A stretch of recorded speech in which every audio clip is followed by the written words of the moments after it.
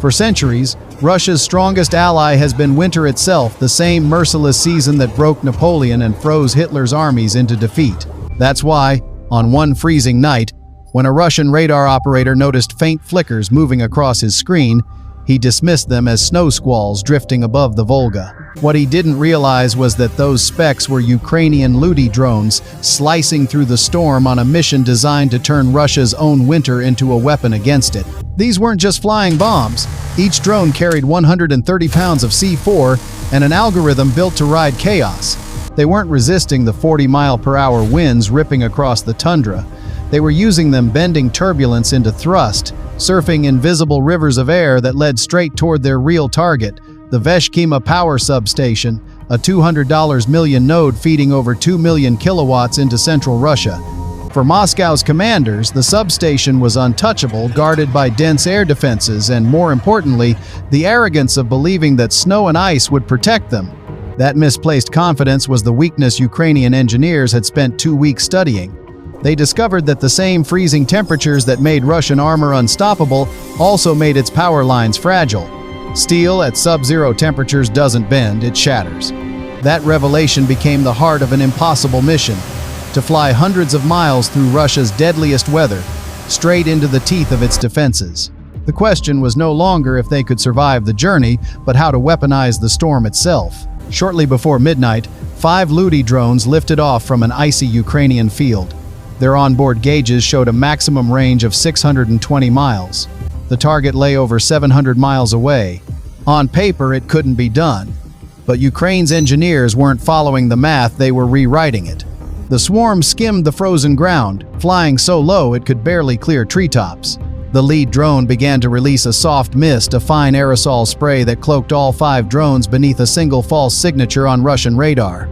This was the first phase of the operation, the Windweaver Cascade. To radar operators, it looked like nothing more than a drifting weather cloud, harmless and slow. Still, the numbers didn't lie. The drones were burning fuel faster than distance allowed. Then, the onboard AI made a decision no human pilot could. It stopped fighting the wind and started dancing with it. The wings adjusted hundreds of times per second, harnessing crosswinds like sails on a storm-tossed sea. Fuel efficiency surged. What once seemed a doomed flight turned into a gliding marathon through chaos. For 2 long hours, the ghostly formation drifted silently across Russia's night sky.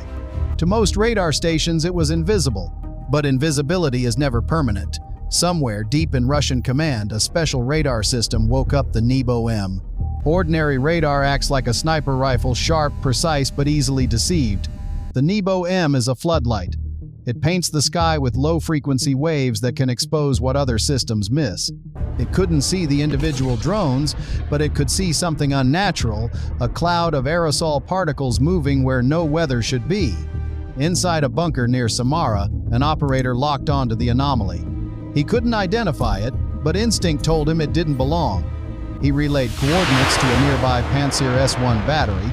Moments later, a missile launched, tearing into the night at 3 times the speed of sound. It exploded in the center of the ghost cloud, shredding it apart with tungsten shrapnel. 1 drone disintegrated instantly. The rest were suddenly naked, exposed to Russian radar for the first time. The operator's screen bloomed with 4 hard targets rushing straight toward him. Another missile lock was seconds away. But the drone's AI had anticipated this exact scenario. In unison, all 4 remaining aircraft banked sharply, turning 90 degrees, seemingly suicidal but perfectly calculated. The maneuver exploited a fundamental quirk of radar physics. Doppler systems track speed relative to the radar. By flying perpendicular, the drone's relative velocity became nearly 0. To the Pantsir's sensors, they vanished, blending back into background noise. The Russian operator slammed his console in frustration. His multi-million-dollar defense system had been outsmarted by geometry, but the reprieve wouldn't last. A higher authority was now awake. From 30,000 feet above the clouds, a massive Beriev, a 50 early warning aircraft, adjusted its course. The eye in the sky didn't care about radar signatures, it hunted heat. Its infrared sensors scanned the frozen landscape below and spotted 4 faint orange glows, the hot exhausts of the surviving drones. Like candles in darkness, they betrayed their presence. The A-50 didn't fire a shot. It simply transmitted coordinates to the Pantsir battery below. Seconds later, another missile ignited, this one guided by heat. The trick of physics would no longer work. The missile streaked toward the lead drone, code-named Pathfinder. The Ukrainian operators watched as warning tones screamed through their headsets. Pathfinder was locked. There was no time for conventional countermeasures, so it deployed something entirely new: Winter Ghost Mode. A small pod detached from beneath the fuselage and ignited mid-air, not a magnesium flare, but a chemical decoy engineered to burn at exactly the same temperature as the drone's own engine. It created a perfect twin, a thermal mirage. Simultaneously, Pathfinder cut its throttle and dove sharply, gliding cold and silent through the turbulent air. To the missile's seeker, two identical heat signatures appeared. It chose the wrong one. The warhead exploded high above, shredding the decoy pod. For a brief, deceptive moment, Russian troops celebrated, unaware that the real drone was still alive, coasting through the darkness. Seconds later, Pathfinder reignited its engine and climbed back into formation. On the A-50's display, it reappeared like a ghost resurrected.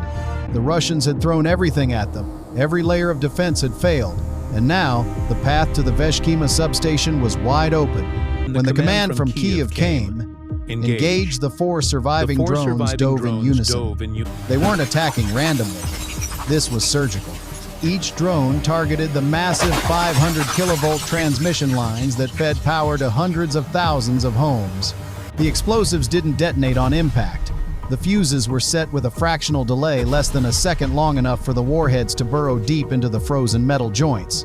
Then, they blew. At 0 degrees Fahrenheit, steel doesn't flex, it fractures. The explosions trapped their own shockwaves inside the rigid structures, shattering pylons like glass. Gigantic support towers snapped. Power lines as thick as a man's arm broke like matchsticks. There was no firestorm, just a blinding flash and then silence. Within seconds, 500,000 homes across the Volga region went dark. Entire cities disappeared from the grid. Emergency crews scrambled in chaos as flames from ruptured transformers burned through the night. By dawn, satellite images confirmed the truth: a crater 20 feet wide where a major substation had once stood. Moscow issued statements insisting everything was under control. But the blackout spoke louder than propaganda. The unthinkable had happened. Russia's legendary winter fortress had been turned against it. Zooming out revealed the true devastation. The power outage paralyzed command centers across the region. Communications went silent. Artillery networks lost targeting data. Entire tank divisions sat frozen in the field, fuel pumps dead, engines too cold to start. A munitions factory in Chuvasha shut down completely for 3 days. Ukraine exploited the chaos immediately, advancing miles along the front where Russian guns had gone quiet. The domino effect was total military paralysis caused by 5 drones and one idea: intelligence over intimidation. Inside the Kremlin, panic replaced pride. Officers shouted across map tables, asking how Ukrainian drones had reached so deep. The answer was simple: by outsmarting physics, by bending nature itself into an ally. That night, on the frozen plains of the Volga, 5 drones rewrote the laws of modern warfare. With the Windweaver cascade, Ukraine didn't just survive the storm, it became the storm. In the end, Russia lost more than electricity. It lost the illusion that its size and cold could protect it. So here's the lesson. In today's battles, the winner isn't the one with the biggest weapons, but the one who knows how to turn weakness into strength. If you believe in that kind of battlefield brilliance, hit the like button and subscribe, because the next time Russia's lights go out, we'll be there to break down exactly how it happened. And for the tacticians watching, if you were in command of Ukraine's drones, what would you strike next? An ammo depot or a tank convoy? Drop your ideas in the comments, and we'll analyze the best tactics in an upcoming video.